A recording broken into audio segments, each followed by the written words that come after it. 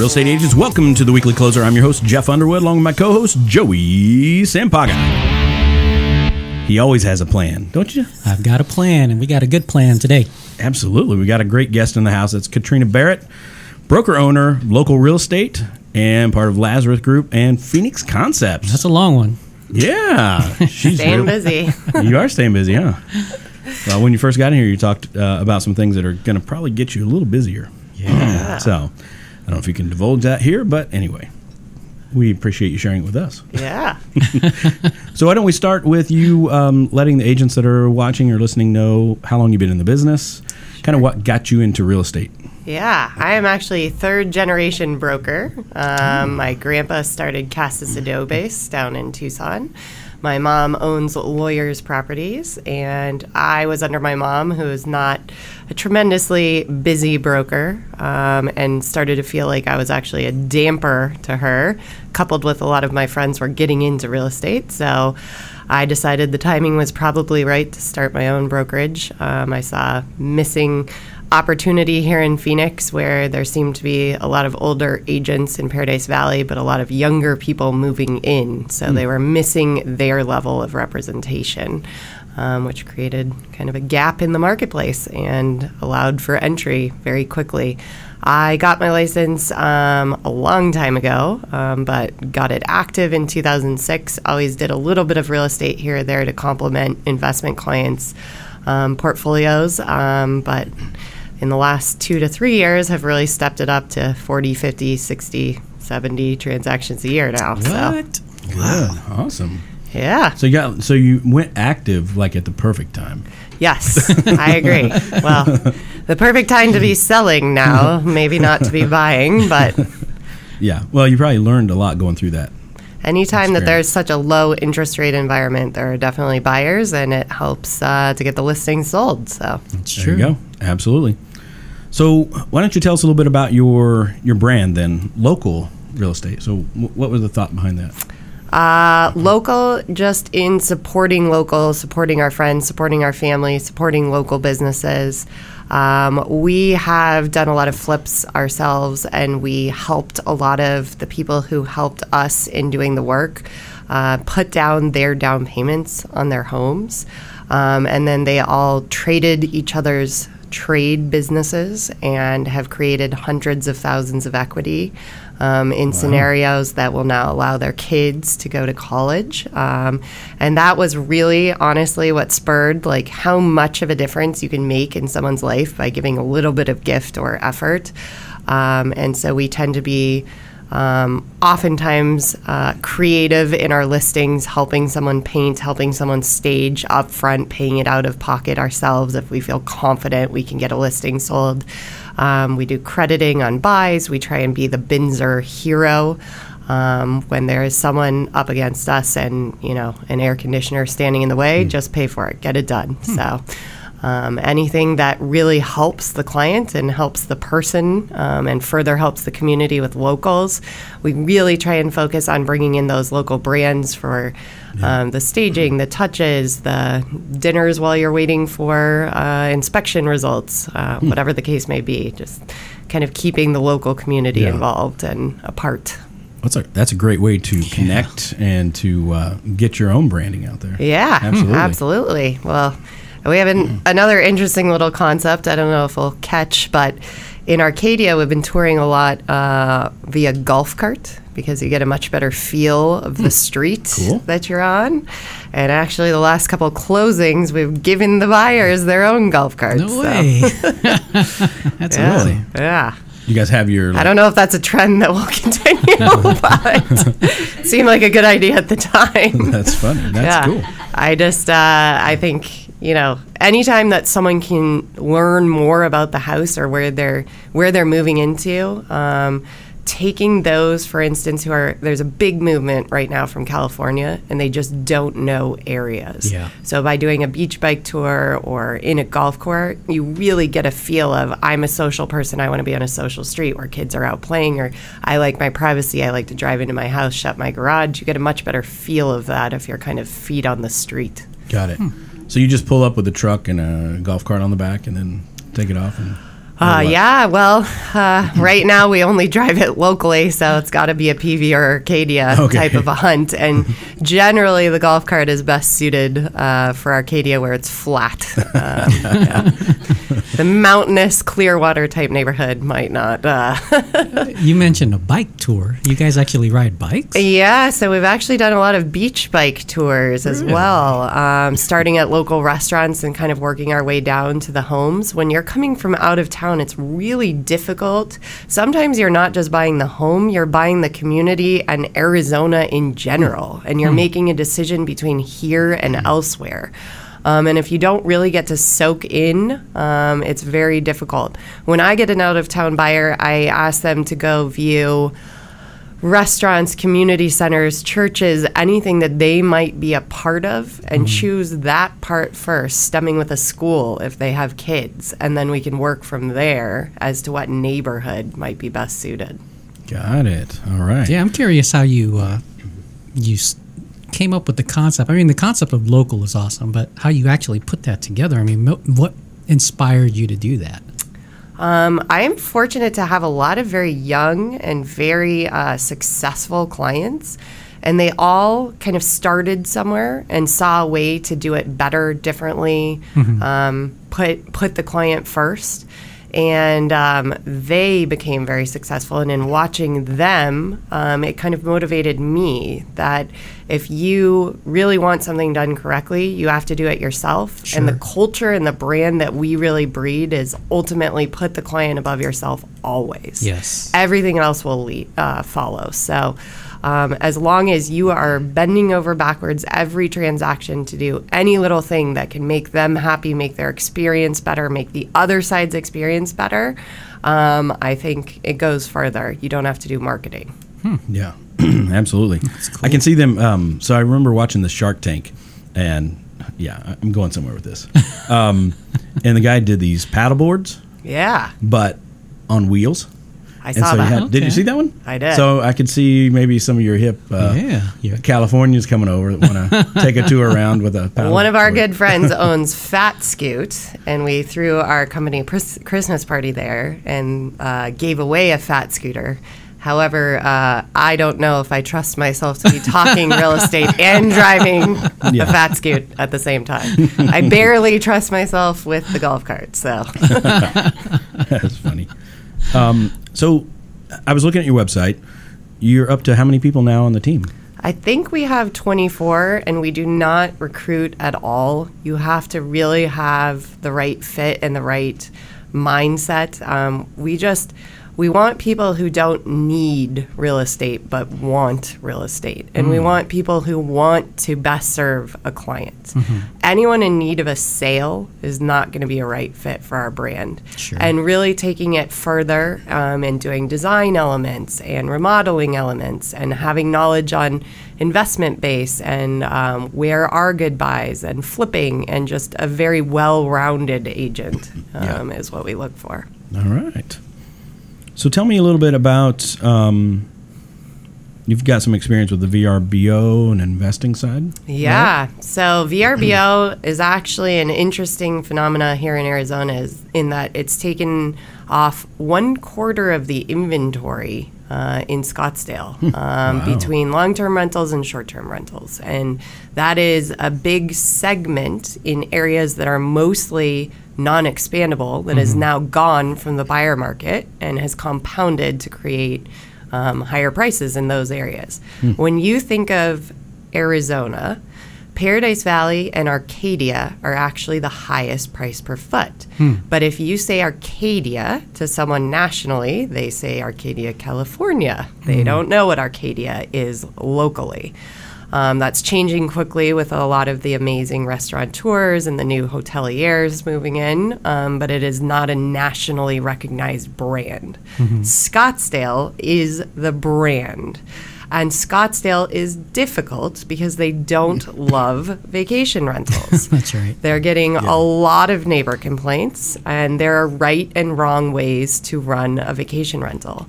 To be a very respectful vacation rental owner, you should really have noise regulating machines that turn off the music after quiet hours to be respectful of neighbors. You should have them send text messages to your phone when it reaches a certain decibel. Something my husband and I like to do is to try and get the party outside of the house on the first night of check-in. That seems to be when everyone's the most riled up. So presenting a bottle of wine or a margarita and then saying the bus will be ready in 1 hour, go ahead and take a shower and we're taking you down to Old Town is a good way to combat kind of some of the noise for neighbors. If you talk to the top rental companies, they will say that the #1 ROI is on a single bedroom. The problem with a single bedroom is that it's almost always contained within an HOA or inside of a house. And it's a little bit weird to rent one bedroom with other people you don't know, so it's hard to regulate. The next highest ROI are the sleeps over 10, the 5-bedroom plus. The city was looking at kind of limiting per bedroom, per real MLS established bedroom, 2 sleeping occupants per bedroom plus 2. I know that now in Old Town, you are actually required to state that you only can have 6 unrelated guests. Unrelated guests seems to be a big ticking point. It's interesting that if you're 20 kids and counting, you can rent any house you want, no problem. But if you are 20 friends on a bachelor party, you're going to have a different outcome in terms of what the city thinks about you. Sure. So knowing that and knowing that Scottsdale is not so much for VRBOs and the ruckus, it's interesting because you're finding a lot of movement into the zip code of 85254, which has long been known as the magic zip code, having Phoenix taxes and Paradise Valley schools, but a Scottsdale mailing address. That now compounds itself in that Phoenix is pretty pro VRBOs and short-term rentals. And so Phoenix, particularly 85254, might combine the best marketing of Scottsdale with Phoenix police. So it's kind of making it an ideal double dip. From what we've heard, Cave Creek is pretty forward thinking on VRBOs as well. They're pretty, as a town, they're pretty conducive to allowing them in the right locations that aren't prohibited by HOAs. The commonplace used to be that if you purchased a home that was outside of an HOA, you would have no issue. But actually almost every CCNR, whether they regulate rentals or not, has a restriction about use by a primary residence or a number of unrelated parties. And unrelated parties are defined as blood, marriage, or adoption. Many of these laws are very antiquated, and there haven't been any to go all the way through in court. In fact, they say blood, adoption, or marriage, and their tenement servants, which is just an example of how antiquated some of those are. Yes, I think most of the CCNRs here will also tell you where you can tie your horse, so they're very outdated, but nonetheless, there hasn't been that cardinal case yet to really decide on a specific number that is or is not allowed. And I think coming up with a number will be a little bit easier to enforce than this related party circumstance. Yeah. I think it's difficult. I don't think police can really show up with a blood kit to test everyone. So. And really, the determining factor of if you're being a nuisance is generally related to parking, parking illegally overnight, or just noise ordinances. If you're causing a nuisance to your neighbors due to noise, decibels, and especially after those quiet hours, which end at 10 p.m. in Scottsdale. Got it. Wow. Wow, that was a lot. That was a lot.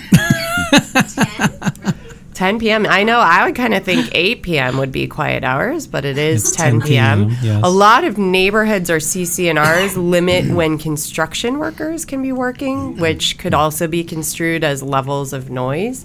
But I don't know. I have 3 boys under the age of 6, and I would say our house is pretty noisy every night as just a single-family residence using for traditional manner. I mean, kids are noisy, so a 6-year-old old man golf group is probably not as noisy. So it really just depends. And one thing that's very difficult is you can really grill your guests to try and limit what's coming in. In other words, you can avoid and ask people, are you throwing a party? Is this a bachelor party? Are you coming for a specific reason? But they'll even lie. So it's a difficult thing to police as an owner. You just want to try and be as respectful as possible to the neighbors.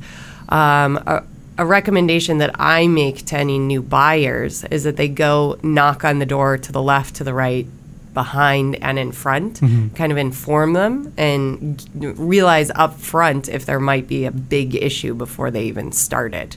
We have a couple where the neighboring properties are long-term rentals, and they kind of love the use of the VRBO. Family-style neighborhoods do not love it as much. Being cognizant of rooftops that can see your backyard. If you're in a 2-story type neighborhood that can see into your yard, that would be a poor choice of property. Where a good choice of property might be on a main road, easy to find, and already have some noise, where new noise wouldn't be prohibitive to a neighbor. Yeah. Okay. So do you see a bright future in the VRBO stuff, or do you think it's just going to get more I think they'll figure out a regulated? better way to police it. I think they'll never get rid of it. It is similar to rideshare. People thought Uber and Lyft were bizarre, that an average person could turn on a sign and come pick you up at your house. And I think now it's a way of life. And I think sharing in a home is absolutely now a way of life. I think it's very difficult if you have young children to travel to a hotel. They just don't have all those amenities that you need, and they certainly don't have a pool around a fence around the pool. So when traveling with families, I just can't see this trend stopping. I think they'll just find better ways to police the trend. And it is generating huge taxes. There isn't necessarily in Arizona a license required, although that would be a good idea to check a certain level of safety at a property and then issue a license. So it might go in that direction. But you do pay, depending on the city, 7 to 16% taxes on short-term rentals. So it is a good income generator, and it should be something that we really locally work to solve the issue so that revenue can continue to come in. The abundance and availability and how nice the VRBOs are in Scottsdale and in Arizona has actually compounded the number of vacationers. And anytime vacationers are coming in, it's good for everyone local. It's good for all the restaurants. It's good for the shops, etc. And I think it has really contributed to a lot of people staying and having a wonderful time, to buyers of either short or midterm rentals themselves, or just relocating here. I think we're very well known here as the epicenter of vacation rentals, because California has really kind of put their foot down against not really allowing them. And we've made it very easy to obtain and have great weather 9 months a year. As long as interest rates remain where they are too, almost any rental you buy with 5 bedrooms or more will return about triple what a mortgage would be without much effort. So, yeah. Okay. It's a very effective way. Yes. Now, is there a certain way to market these VRBOs, or is that your part, or is it? VRBO and Airbnb do it well. It's a little bit of a gray area for realtors. We actually step away from the rental part because under 30 days is not regulated by Department of Real Estate. And I know my firm, we are not property managers. So we prefer to be involved in the buying and selling, not so much the renting of them. But from the end user standpoint, owning many ourselves, it's easy to get bookings. It's unbelievable. Every client that I've had that's bought them is actually kind of in shock that the bookings just happen and come in. Yeah. That's amazing. You also mentioned you do some flipping too, right? Yeah, I would say not really flipping, but just tastefully updating. We have had a string of just moving for ourselves and primaries and kind of updating them for our own wishes. And then when we want to go to the next house, our own wishes seem to have been someone else's wishes as well. But I will say there is a premium in Arizona to be made on convenience. So if you take something that is not done and make it very tastefully done, you should be rewarded in current market. Got it. All right. So you do the whole, sorry, Mike. No, it's okay. Do you guys stay in the property like the full 2 years? Yes, So we the capital have gains and taken all that? advantage of the capital gains play. If you are a primary residence and a married couple and stay for 2 years or longer since the sale of your previous, there's a caveat there, you must not have had a sale in the prior 2 years, then you would be entitled to up to $500,000. I'm not a tax professional, though.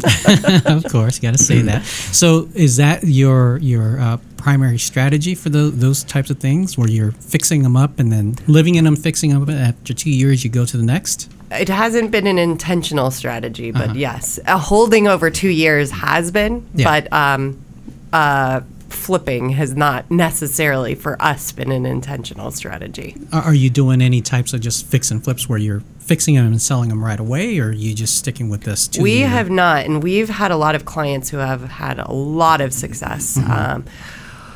I would say that I am more of an expert of if someone has a house and they're prepping for sale, what upgrades would make them the biggest ROI, and spend that money on your kitchens and your master bathrooms. You see so many people who upgrade the ACs and resurface the pool and put in a great putting green and then have Mexican flooring. It just, spend your money on the floors, the kitchens, and the bathrooms for sure. Got it. Now, the two markets that you mentioned earlier, Arcadia, TV, a lot of luxury, right? But you're also, so I'm interested because you said a lot of younger people moving into those areas. Huge movement. I mean, locally, Arcadia has always been known for families. And right now you really see a movement kind of by baby boomers moving out and baby boomers' kids moving in. It's interesting, locally here, you really see a lot of people from Arcadia Light moving up into Arcadia proper who are young families, and the vice versa of the families that are retiring or downsizing. You're seeing like a lot of Elm and Highland and that 36 to 40th being occupied by empty nesters because it's still so vibrant and fun and young and a relatively safe area for Arcadia. Yeah. Wow. Okay. Good stuff. So what currently with your business, are you guys seeing more representing the buyer side or a lot of listings right now? I used to historically be a buyer's agent only, and I felt like to be a buyer's agent, you could always work harder, find more, dig up more off market, credit more, give more. You had more control. And now I'm actually finding myself being more of a seller's agent, which it's not on purpose, but I feel it's those little things. My husband and I have a joke that it's the final $1,000 that you spend at Home Goods on the fake moss that sells the house. I mean, and it's a joke. I mean, you walk into someone's house and you take down the unicorn shower curtain, you put up a neutral gray and white, and oops, they've got cherry wood floors, no problem. Roll out that big white and gray rug, throw a couple white throw pillows on the couch, put in some green pops, and all of a sudden you're a different house. And paint's not that expensive. Paint is something everyone should do. Someone once told me, and it's just stuck forever, if you hand someone a piece of orange paper, it's very difficult to decide which color you're going to draw on that piece of paper. You hand someone a white piece of paper, they know what to put on it. Sure. So if you see new builds are almost always white, it's because a buyer can then envision their things going into that space. Additionally, we always get our trends from the coasts, and coasts are smaller space, and white makes a space look larger. Yeah. So you're seeing a really big trend on the coast right now of white on white on white in terms of home decor. All right. So you mentioned California, a lot of people coming over from there. Yes. Are you guys, as a team, do you do any kind of marketing to reach those folks? We would love to. We actually, I'm speaking solely for me. I do no marketing. I should. Really? We're trying to change that. Okay. Yeah. Right. Friends, family, locals, referrals. Yes. I feel we had what were newer agents who are now trained very well and very eager to get out there and eager to help. So now, putting on a broker cap instead of an agent cap, I am trying to figure out the best way to reach clients who are similar to ourselves. I think that you are best served and best suited to help someone who is similar to you, similar in life phases, similar in socioeconomic status. You just will have the right advice for someone in the same threshold. Got it. No, I love that. What do you think is one of the one of the biggest things, or one of the things that made the biggest impact, I guess, in you starting this brokerage? The success of it. The success of it. Truly, I mean, just not thinking of myself, putting both my agents and my clients, really, truly my clients, interests ahead of my own.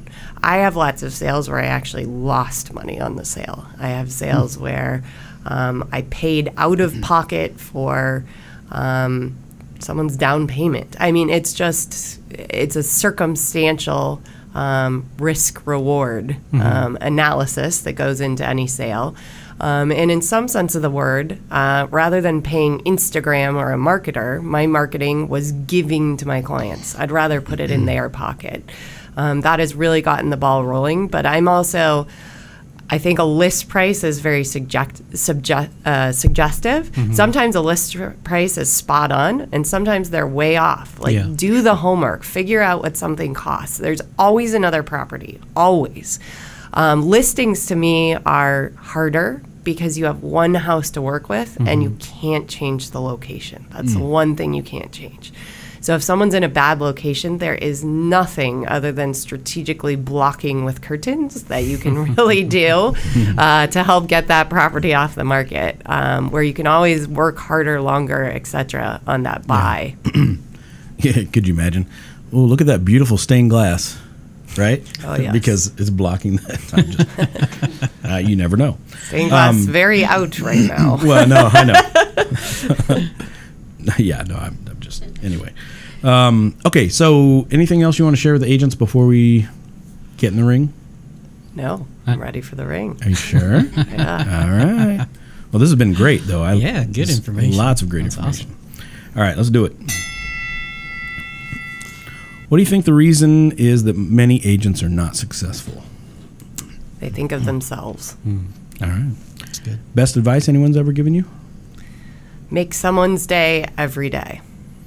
Love it. Favorite mobile app? My Scans. Genius. I would like to meet the... My Scans. Yes. Whoever made that app, you've saved my life every day. Buyers print out the seller disclosure and then they hand it to you in person. And then you're racing on appointments. It takes 3 minutes. You scan in your phone. It creates a PDF. You upload it right into your DocuSign. Oh, it's literally the best app out there. Love it. I'm not a promoter. You just love it. But go to your link because you're an affiliate. No, I'm just kidding. How about a book recommendation? I'll be totally honest. Books and movies. I spend so much time working.